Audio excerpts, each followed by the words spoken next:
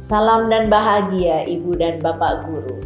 Pada materi sebelumnya kita telah mempelajari bahwa kurikulum merupakan pedoman penyelenggaraan kegiatan pembelajaran untuk mencapai tujuan pendidikan tertentu. Pada materi ini kita akan melanjutkan pembahasan pentingnya perubahan kurikulum untuk menyesuaikan dengan kebutuhan murid dan perkembangan zaman. Saat ini berbagai isu baru menuntut satuan pendidikan menyiapkan kurikulum yang membantu murid untuk menghadapi dunia yang penuh dengan tantangan.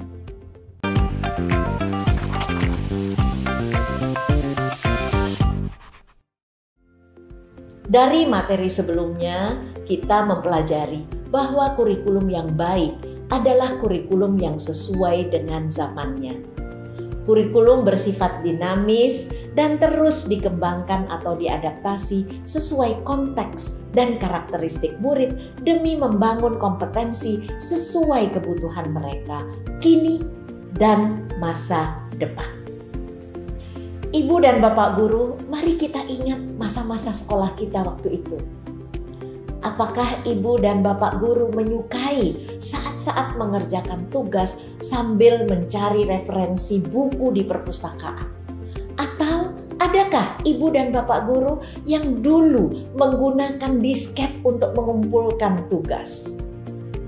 Wah, ternyata sudah lama ya masa-masa kita menjadi murid.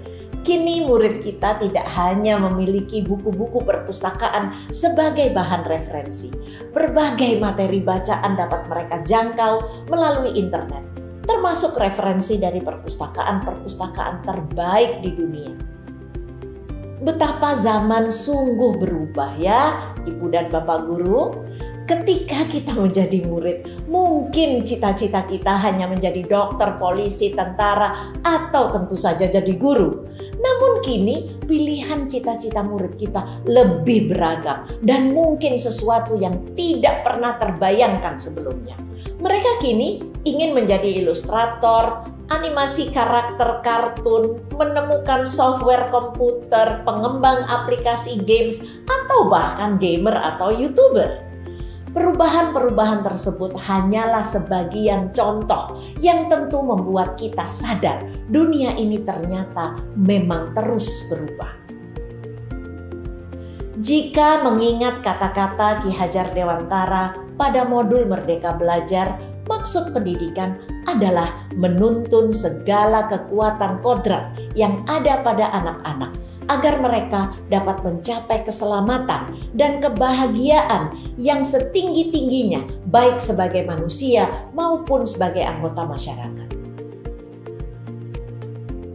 Maka demi menuntun kodrat murid-murid kita, pembelajaran termasuk kurikulum yang kita selenggarakan juga harus terus menyesuaikan dengan kebutuhan mereka.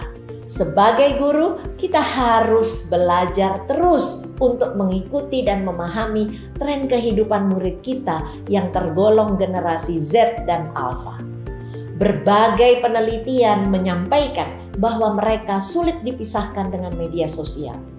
Keadaan ini bisa dimanfaatkan oleh guru untuk tujuan pembelajaran. Misalnya dengan meminta murid membuat dan mengumpulkan tugas melalui aplikasi digital.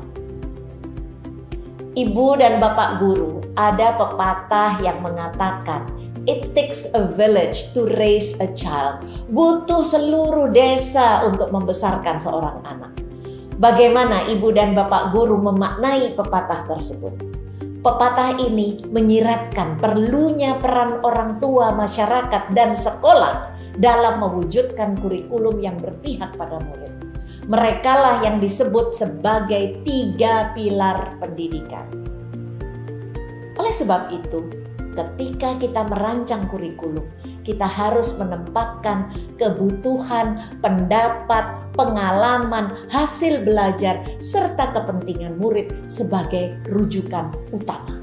Sejatinya, kurikulum dirancang untuk murid agar dapat mewujudkan seluruh kompetensi yang diharapkan dari kurikulum. Semua pihak harus berkolaborasi maksimal. Misalnya, guru terus belajar memfasilitasi pembelajaran yang sesuai. Orang tua terus memahami perkembangan dan kebutuhan murid. Begitu juga dengan pemerintah daerah dan pusat, serta semua yang bergerak di bidang pendidikan juga harus terus mengikuti perkembangan kebutuhan murid. Menurut Ibu dan Bapak Guru, bagaimana perubahan kurikulum membantu kita mencapai tujuan pendidikan? Bagaimana cara kita sebagai pendidik terus berkembang bersama-sama murid kita dengan menggunakan kurikulum sebagai pusat dari pengembangan pembelajaran? Mari kita tetap bersemangat menghadapi dan menjadi bagian dari perubahan ke arah yang selalu lebih baik. Salam dan bahagia, Ibu dan Bapak Guru.